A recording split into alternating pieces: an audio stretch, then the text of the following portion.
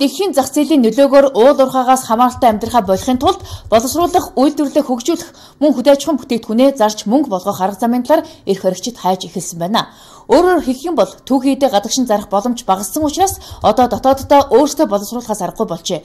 Тиймээс олон жил яригдсан нефт боловсруулах, зэс хайлуулах үйлдвэрүүдийг эх оноос барьж эхлэх, мөн дотоодын үйлдвэрүүдэд импортын бараанаас хамгаалахын зэрэгцээгээр бас экспортод чиглэсэн үйлдвэрлэлүүдийг дэмжих алхмыг хэрэгжүүлж эхэлсэн байна. Энэ 7 хоногийн сайдын цаг уулзалтаар аж үйлдвэрийн сайд энэ сэдвийг хүндсэн мэдээллийг хийсэн юм а. Монголын зүүн бүсэд 300 мянган тонны хүчин чадалтай нефт боловсруулах үйлдвэр байгуулах сонгон шалралтуулсан байна. Энэ удаад 14 компани саналаа ирүүлснээс үйлдвэрийг барих хөрөнгө оруулагчийг он гарангуут зарлахаар судалж байгаа юм байна. Гэхдээ хоёр хөрштөөгөө зарим асуудлаар ойлголцох, мөн торгоны замд нэгдэн орох, эдийн засгийн коридорын хөтөлбөрт асуудлаа суулгаж өгөх шаардлага байгааг сайд онцолж байгаа юм а.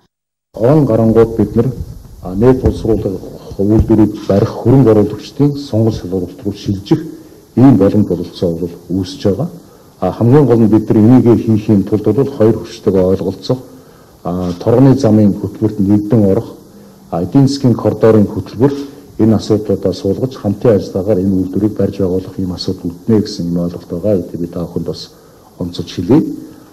Үүнээс гадна бор өндөрт зэс хайлуулах, мөн цэвэршүүлэх үйлдвэрийг барихаар шийдэж урьдчилсан техник эдийн засгийн үндэслэлээ боловсруулж байгаа юм байна. Энэ нэрчээрээ явж чадах юм бол зэс хайлуулах үйлдвэрийн оролцогчийг 2016 онд шалруулж ажлыг нь эхлүүлэх боломжтой болох юм байна. Мөн боловсруулах үйлдвэрлэлд Германы техник технологиг нэвтрүүлж хөнгөлөлтөд зээлээр хэрэгжүүлэх боломжийг судалж байгаа юм байна. Тухайлх юм бол нүүрснээс шингэн түлш гаргах төслийн санхүүгийн асуудлыг Германы талтай хамтран шийдвэрлэхээр ярьж байгаа юм байна.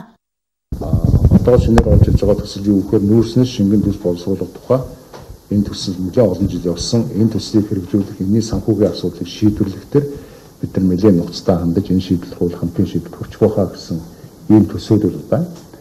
Боловсруулах үйлдвэрлэлийг дэмжих хүрээнд 2 жилийн өмнөөс арьс ширний салбарт хөнгөлөлтөд зээл олгосон нь үр дүнгээ өгч 10 сая ширхэг арьс боловсруулах хүчин чадалтай үйлдвэртэй болж чадсан. Түүнчлэн Чингис Бондоос ноос боловсруулах үйлдвэрүүдэд зээл олгож эрэмлийн үйлдвэртэй болох, ноосыг бүрэн боловсруулах чиглэлээр хөрөнгө оруулалт хийсэн байна. Нөгөө талаар экспорт, импортыг дэмжих 300 тэрбум төгрөгийн зээл олгох хүрээнд нийтдээ 110 төсөл ирүүлснээс эхний ээлжинд 31 төслийг нь санхүүжүүлэхээр болсон байна. Эдгээр нь Монголоос гарч байгаа 1 төгрөг тутмын эсрэг $2 орж ирэх төслүүд учраас инфляцийг өдөөхгүй гэж аж үйлдвэрийн сайд тайлбарлаж байгаа юм а. Өнгөрсөн хавар улсын хурлаас батлагдсан үйлдвэржүүлэлтийг дэмжих тухай хуулийн хүрээнд дотооддоо үйлдвэрлэх боломжтой гэсэн 300 гаруй нэр төрлийн бараанд 15-аас 20% татвар ногдуулсан байна. Тухайлх юм бол бүх төрлийн махан бүтээгдэхүүн, цөгийн бал, бүх төрлийн цементийн татварыг нэмсэн байна. Ингэж дотоодын үйлдвэрүүдэд хамгаалахаас гадна бас бүтээгдэхүүнээ гадагш нь экспортлоход дэмжлэг үзүүлэхээр ярьж байгаа юм.